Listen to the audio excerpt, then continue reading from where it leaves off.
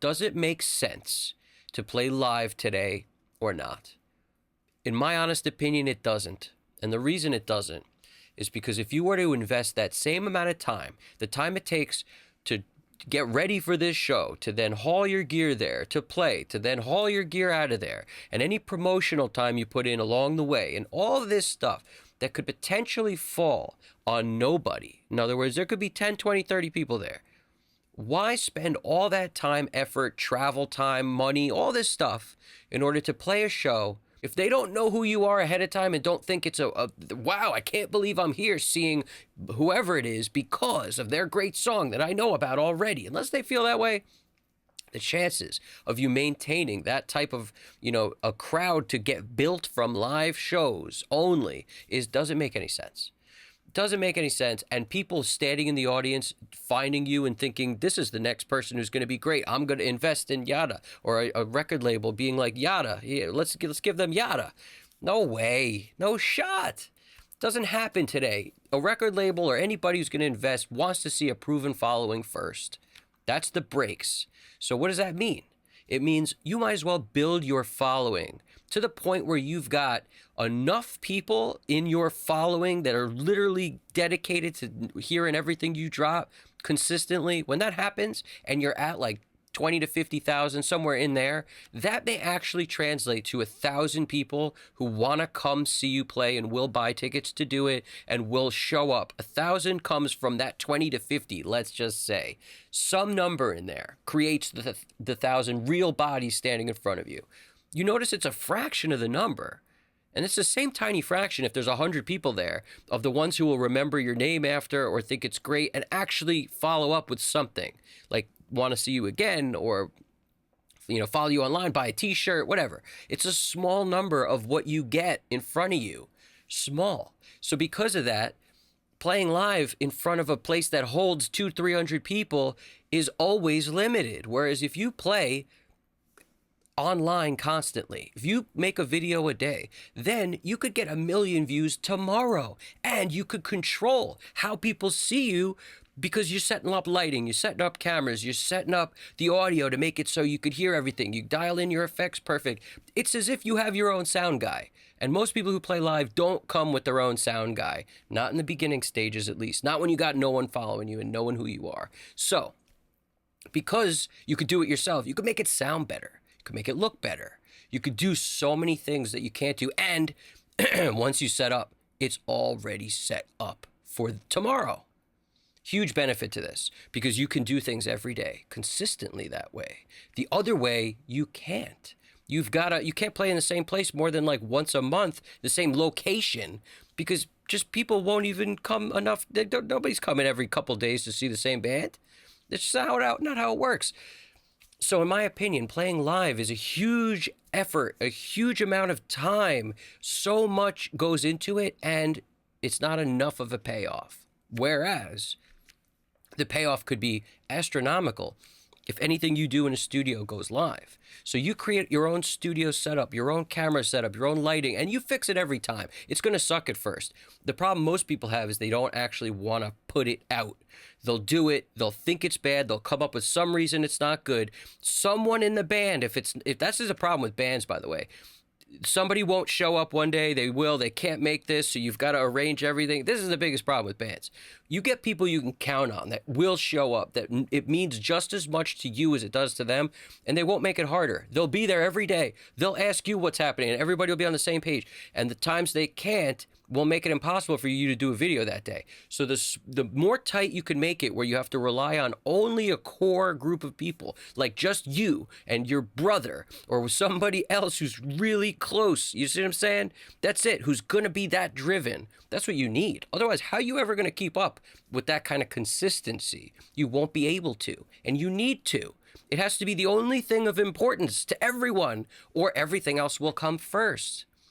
Anytime anybody's got a friend visiting and a cousin's party and they got to go see their whoever and they're traveling on vacation and now their girlfriend needs this, they ain't coming. Now you lost consistency.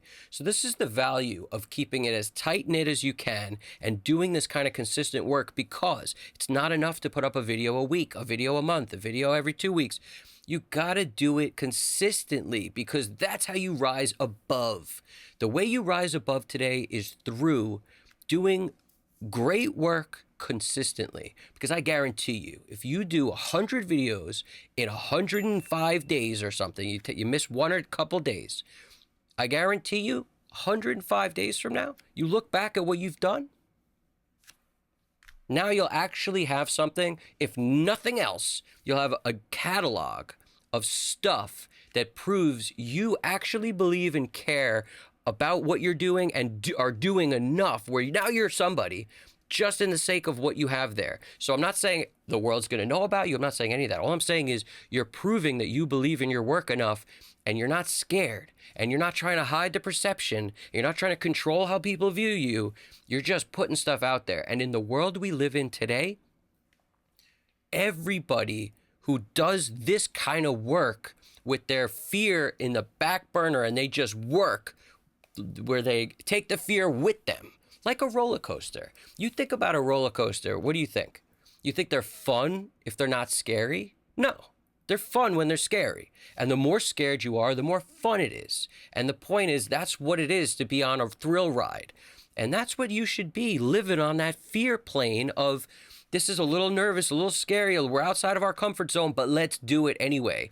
Oh, we didn't look as good as we could have. The freaking light wasn't on his face. Now he's in the dark. Who cares? Next video, we'll fix it. Man, this was good, but we lost the vocals here. They cut out. What happened? I don't know. Throw that cable out. Next one, we change the cable. It doesn't matter what happens. You put it all out. The concept that it has to be perfect, the concept that it has to be, totally, people are going to see this and never like us again. That's a ridiculous concept. All you'll do is prove you are real. You embrace who you are because you're the only one like you. And all you got to do is want this enough in order to make that happen. Now, there's going to be a lot of people who think to themselves, this won't work, this won't that. Let me just say this to those people. Why do you spend all this time coming up with every excuse rather than coming up with the reasons and the way to take this and be as creative as you can?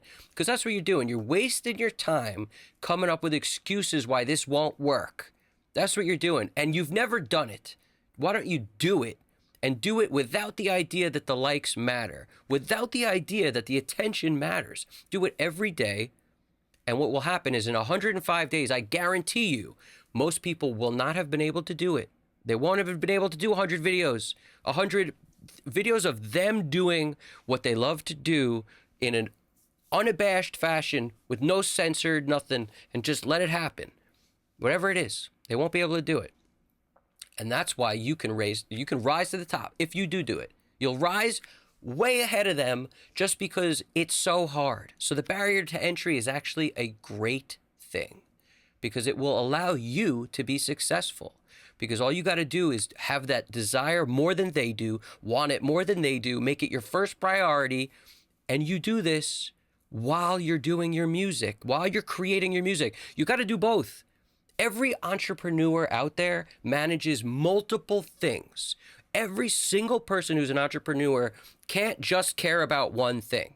They have to care about multiple things at the same time. And if they don't, people steal from them, nothing's managed correctly, the whole business falls apart. But if you're able to focus on all these things, that's what it is to be an entrepreneur. What do you think it is to be a successful artist? An artist that's successful is an entrepreneur. They have to build their brand, their business by themselves from nothing and control every aspect of what's going on in terms of what they're doing, where they're putting their focus. So you got to focus on this, because this is your way of promoting and getting yourself out there to actually have people value your art and your talent. This is how you do it. And if you don't put the effort into actually making great songs and learning how to produce, mix, master, whatever you're trying to do, then you got no substance. Then you're actually somebody who's faking. Because if you don't do that, then what do you have to offer people? So what I'm saying is, whatever it is you do, you got to do both. But this is part of it. This has got to be part of your everyday life, because this will allow you to be seen and get to where you have to go. Whereas playing live is a huge waste of time until you get that 1,000 dedicated people that will come see you. Then it might make sense, because that can trigger more people coming. Now you've sold out this little, place or that's 1,000 people. Now you sell out another place a little bigger. Now, at least then it's something where you can build on it. Before then, trust me when I tell you, people will stare at you with a blank face, go home, never remember who you are or how to find you, do anything. So the other way, you have a real shot and you're building this body of work, this consistent body of work. So you've already become an entrepreneur who's more dedicated and more consistent and more on top of what they're doing and believes in themselves more. You telling me people won't want to follow that? That's what they want to follow. So everybody who's got an excuse as why this ain't going to work, why don't you, instead of coming up with excuses and spending the time coming up with the best excuse for why this wouldn't work, all these reasons, you're going to tell me reasons? Why don't you come up with the reasons why it will? Why don't you come up with a way to be more creative than the next guy who's doing something just like this? Come up with a way to be more creative at making your everyday life, which is your video of however you're doing, what you're doing, creating music, whether it's in the studio or building cars with music somehow tied into it. Create something, whatever it is. That's why I use that example, because you could sort of tie in music with anything. In other words, while you're doing the car thing, you do one thing for 30 seconds and you pick up your guitar and you play a song. I'm just coming up with ideas because that's what it means to be creative. And if you're an entrepreneur, you got to be thinking in this way. And if you're an artist, a musician, a producer, you got to realize you're an entrepreneur.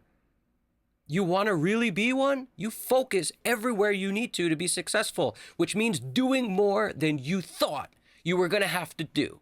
That's just part of it. You understand? It's not just doing the fun parts and then hoping you'll be successful based on the fun parts.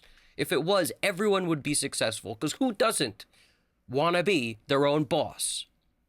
Everyone does, but not everyone can, because not everyone can focus on everything they need to focus on and do the stuff that's hard every day, consistently.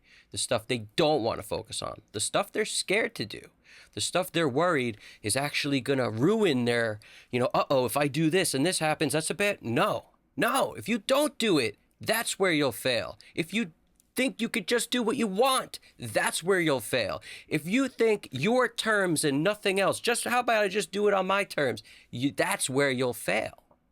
And I don't want to see you fail, because I want to see people have this understanding that throughout life, it's always been this way. No matter what you want, hard work wins. This is how to work hard today. Now, I don't know all the answers, so I'd love to hear what you guys think. Throw something in the comments. What's your philosophy on this whole concept? Because playing live today, I don't think it makes a lot of sense. But I'm curious what you guys think. Let me know. Throw it in there. I'd love to hear it. Subscribe if you haven't already. Evan Jaffe, Custom Cut Studios. You guys got this. Take it easy.